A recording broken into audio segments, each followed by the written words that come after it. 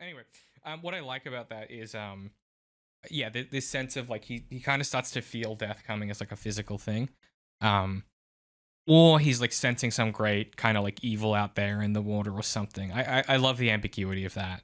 Um, and yeah, the particular line that stuck with me, um, is at a crossroads, a ground set with dolmen stones, where the spoken bones of oracles lay mouldering.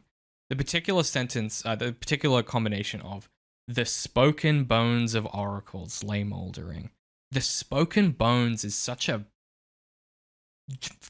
genius level bit of prose. It does so much for me in conveying this tone, and this kind of eerie like disreality.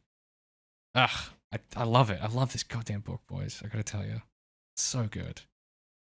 Blow by blow, this just fucking rules. This whole paragraph, I love it. So good. Because up there was the sentence, "What age the child?" That was something that I was thinking about on my second read through. He's 9 or 10. Mm-hmm. Does it ever say? We don't know, but that's kind of our guess, I think, based on his tendencies, right?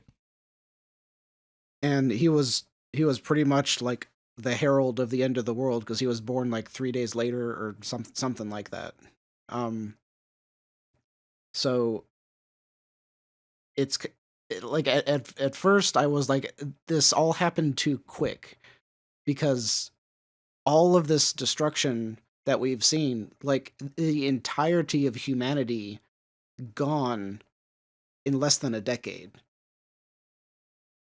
Does that make sense? Like I got stuck there for a good minute. I was like all of these like cans of food that are already rotten and all this stuff um and I'm like, well, first that went through like all these heat waves where like fire burned the planet and then the planet started freezing, so you've got all of that heat and then followed by the cold, and so the expansion and contraction, so that would destroy a whole lot of the food that way. And um so eventually I was able to like reason my way to everything actually making sense, when at first I was like, it should have taken longer. It should have been, decades after the initial, nukes or whatever. Um, so What that makes me think of is just that every other apocalypse fiction is just way too generous with their estimations about food and stuff like that. That's what I think. I guess I guess there's levels. Uh, like maybe in this world it was every nation setting off all of their stuff at once. Like the Terminator thing where they all launch, and maybe in some other stories it's just like one or two nations. Um, anyway, But you know what would make sense really is if not many people died. It's just that all the infrastructure was collapsed, and then you'd go through all the food pretty quickly if there was still a lot of people, and then all at once, when all the food's gone, then you'd have huge amounts of people dying all at once. So maybe that's something that happened. hmm But they do I pass a feel lot like of we charred corpses and stuff like that. Sort of implies like that, like a nuke just like directly hit these places. Yeah, or maybe The heath uh that you're talking about, I don't know. What a question. yeah, the ones that they pass on the road, if I understood it correctly, it was a massive forest fire, and they couldn't leave the road because it was the only safe spot, but the road was also melting. So they melted into the tar of the road, and then they uh they just dried out with the heat over, all of those years.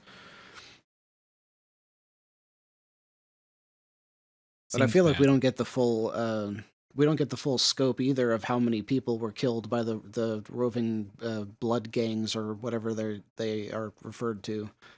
Um, is at one point the man said something like he thought that this was the most, I don't remember how he phrased it. It was like the biggest amount of unfair judgment ever that humanity had ever suffered. You know that line I'm talking about? Mm-hmm. Yeah, there's a kind of there's a rapturous quality to this world as well. If we think about the religion stuff again, that like kind of everyone is gone except for the worst fucking people, and then this man and this boy. And it, to Pat's point at the start, like that kind of gives it that feeling of like unreality or like disreality.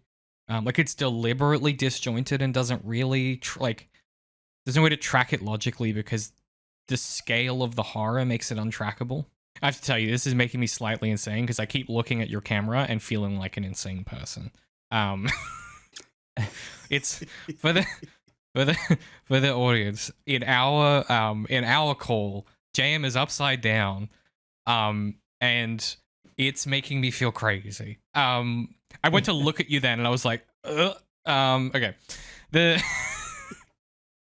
I sent a picture of what my camera is doing right now. Yeah.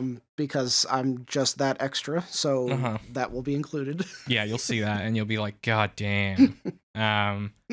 So yeah, I mean, the kind of the last thing I really have is they go through these like kind of Twin Peaksy towns, and yeah, they get ambushed. It takes a really long time, but basically the guy shoots an arrow through the man's leg. And he manages to nail the guy with a flare gun, which is impressive. My man like hit V to go into VATS mode and had 95% to hit type vibe. He sets this guy on fire. There's a woman in there who he doesn't end up killing. He just like kind of leaves her. And yeah, they go on the road, but like he's dying like very immediately. He does up his wounds, but there's really no question. Yeah, it's pretty rough. Any thoughts on this final encounter before we talk about the ending? They're both very good shots, apparently. I guess you'd have to be if you survive this long, right? Yeah, true. But also, I don't know. I have a really find it quite interesting how like the two people were clearly like a couple, and so they were probably in like a similar like sort of like position as the man and the kid. They were like not necessarily terrible people, but still they chose to attack them. Yeah, I don't know. There's a lot of like implied story there, which I like. Mm-hmm. Yeah, like I said last time, this is like final stage DayZ server vibes, where if something moves, you shoot it. I have a very unhinged conspiracy theory kind of comment about this whole shooting scene. Okay. Oh, I know what you're going to say. Can I guess? Yeah, go for it. Are you going to suggest that this is on purpose by the man and woman that picked the boy up at the end in order to get the boy alone? Oh. No, I had not at all considered that. What were you going to say? So this is me giving McCarthy credit for doing everything here intentionally, right? So we are assuming that the flare hit the guy and burned him to death, right? Every other time throughout the book, McCarthy has been very intentional with his sensory descriptions. But in here, when the man gets up to that room, there was a faint smell of burnt wood in the room. That is not what you would be smelling if there was a burning body in the room. Mm-hmm. The woman could not be holding the body if there was a burning body in the room.